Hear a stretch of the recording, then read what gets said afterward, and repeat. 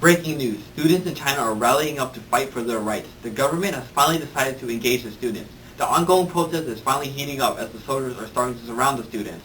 Right now at Tiananmen Square, we have live news reporters in Beijing, China.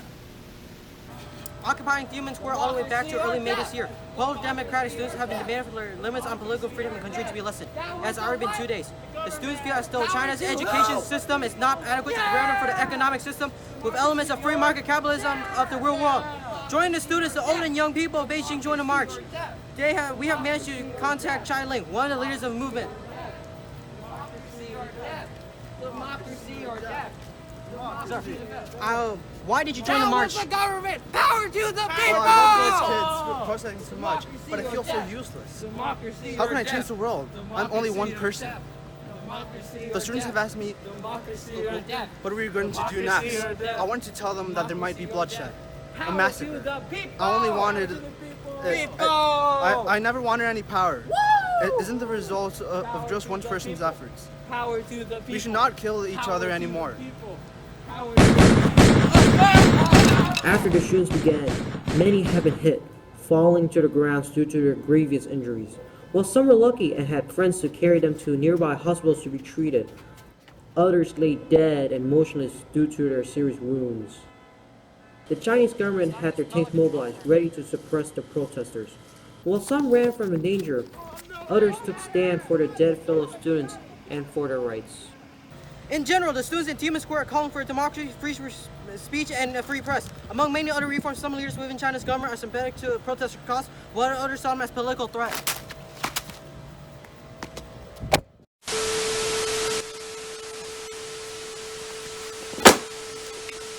Oh man!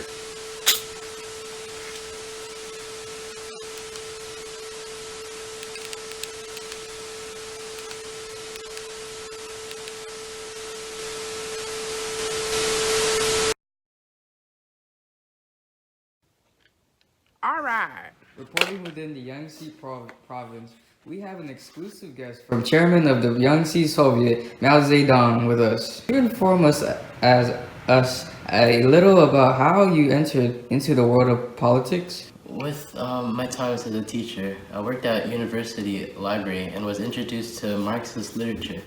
That is when I became interested in the philosophy behind communism, and on 1921 I became a member of the Chinese Communist Party. So after getting involved in the political climate, how did you end up in the position you are in today? Well, we allied with the Kuomintang Nationalist Party in 1923 to defeat the warlords who controlled much of northern China. On 1927, the Kuomintang leader Cheng launched an anti-communist purge, and yes, they were horrible people. We communists retreated, traveling across China and eventually establishing a new base. Shortly after the end of World War II, the communists and the Kuomintang were at war. The Kuomintang took the loss, and on October 1, 1949, I became founding father of the People's Republic of China and was proclaimed chairman of the Chinese Communist Party. How has China changed since your impressive position as chairman? I launched two major campaigns, the Great Leap Forward, then the Cultural Revolution. What was the Great Leap Forward exactly? Was the campaign successful? The Great Leap Forward began a few years after the defeat of the Kuomintang in 1958.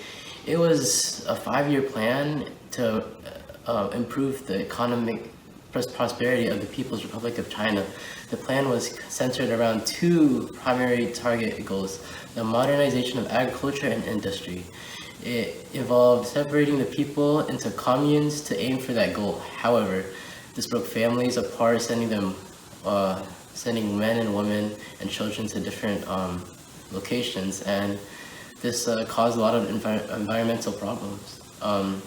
The campaign was stopped in 1960, and the operation was unfortunately not successful, and 45 million have died for our cause. How about the Cultural Revolution? What was its purpose?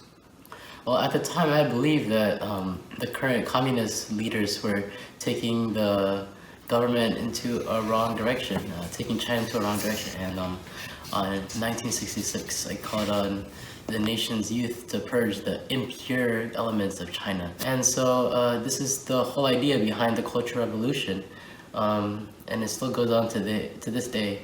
The 5 black categories: the landlords, rich farmers, the counter revolutionaries, bad influencers, and the righteous are separated to struggle sessions. Hey, what'd you do? What'd you do? Say it. I stole rice. You stole rice? Say it out loud again. Come on, say it, say it, say it. I stole rice. Oh, What else did you want? You know we eat rice, right? Humiliation, re-education, beating, and even persecution. You're under arrest!